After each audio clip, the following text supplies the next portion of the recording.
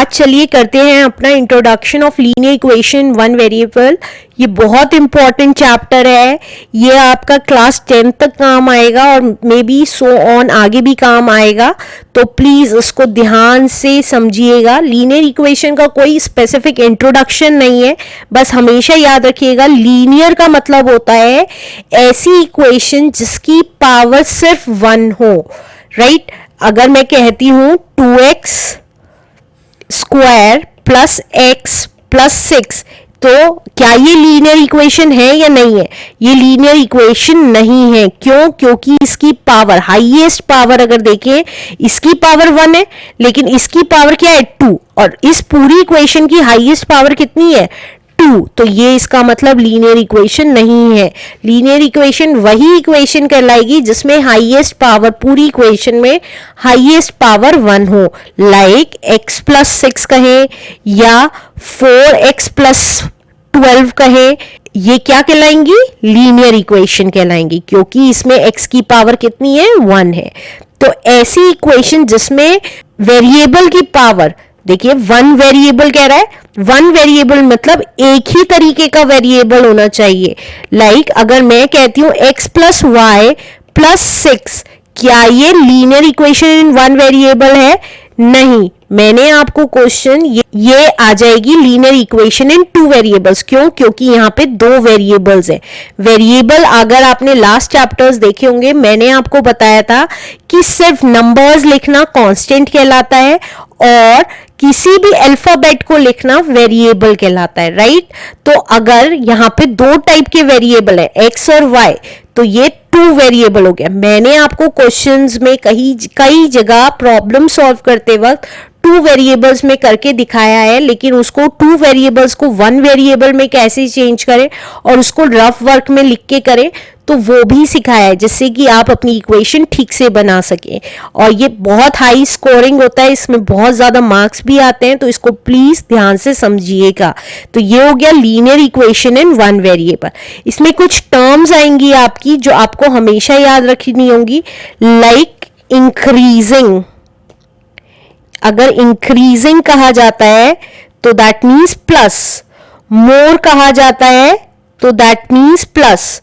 इसी तरीके से इंक्रीजिंग का उल्टा डिक्रीजिंग कहा जाता है तो इसका मतलब है माइनस, और इसी तरीके से अगर लेस कहा जाता है तो उसका भी मतलब माइनस है। नेक्स्ट चीज, अगर टाइम्स कहा जाता है तो टाइम्स का मतलब होता है मल्टीप्लाई, राइट। और बाय किया कहा जाता है तो उसका मतलब होता है डिवाइड, राइट। अब जैसे जैसे आप क्वेश्चंस देखेंगे और उसको ध्यान से देखेंगे तो आपको समझ में आएगा कि इसमें हमें क्या करना है। अब लीनियर इक्वेशन का मेन फंडा क्या होता है कि कोई भी इक्वेशन है, फॉर एग्जाम्पल आपके पास इक्वेशन है 9 minus x equals to 3। Linear equation का सबसे इंपॉर्टेंट फंडा कि जो ये वेरिएबल है उसको एक साइड रखना और नॉन वेरिएबल चीज दूसरी साइड ले जाना। तो यहाँ पे वेरिएबल है माइनस एक्स, तो मैंने एक्स माइनस का रख लिया।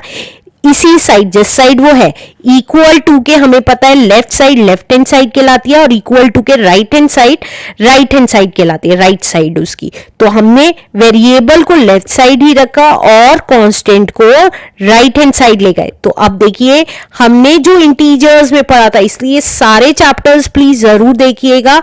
मेरी साइट www.elearnmaths.in पे जाके सारे चैप्टर्स ऑलरेडी अपलोडेड हैं, प्लीज उनको जरूर देखिएगा। मैंने आपको बताया था अगर कोई भी नंबर जिसका साइन लेफ्ट हैंड साइड पे प्लस है तो अगर वो राइट हैंड साइड पे जाता है तो माइनस हो जाता है।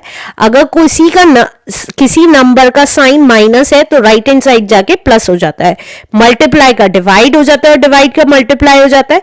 तो इसी तरीके से यहाँ पे 9 के आगे कुछ नहीं दिया हुआ है तो प्लस है, तो उधर जाके काय का हो जाएगा, माइनस का हो जाएगा, तो -9 आ गया।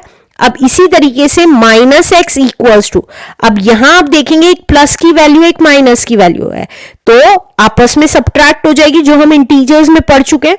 तो 9 में से 3 गए 6 और 9 का साइन अगर देखें तो माइनस का है, तो यहां पे भी माइनस का साइन लग जाएगा।